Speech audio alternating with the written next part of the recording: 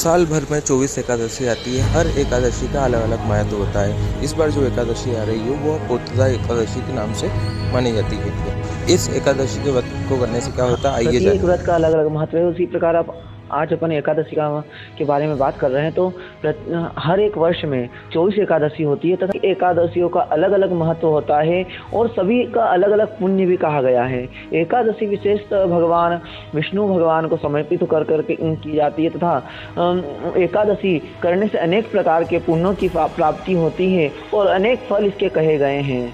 और भगवान हरि विष्णु भगवान को यह बड़ा प्रिय व्रत कहा गया है और भगवान विष्णु के लिए यह व्रत करना चाहिए तथा इससे अनेक प्रकार के फल की उत्पत्ति होती है तथा अनेक प्रकार के फल प्राप्त होते हैं। आज हम बात करने जा रहे हैं एकादशी का। तो अभी जो श्रावण माह में एकादशी आ रही है, श्रावण माह में एकादशी 16 तारीख की हो रही है।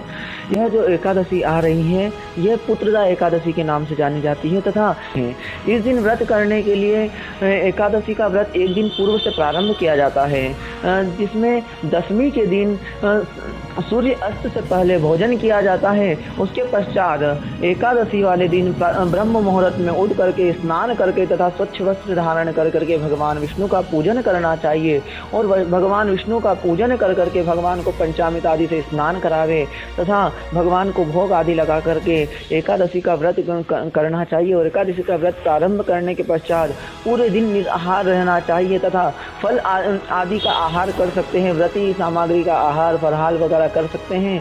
और मुख्य इस एकादशी का व्रत करने का अनेक प्रकार से यह पुण्य मिलता है कि जिसके यहाँ पर संतान नहीं है, जो संतान प्राप्ति की कामना करता है, उसे इस एकादशी का पुत्रदा एकादशी का व्रत करना चाहिए और भगवान हरि विष्णु भगवान का पूजन करना चाहिए तथा विष्णु सहस्त्र नाम का पाठ करे तथा बाल गोपाल के मंत्रों का जाप करना चाहिए और भगवान से प्रार्थना करना चाहिए कि हमें पुत्र की प्राप्ति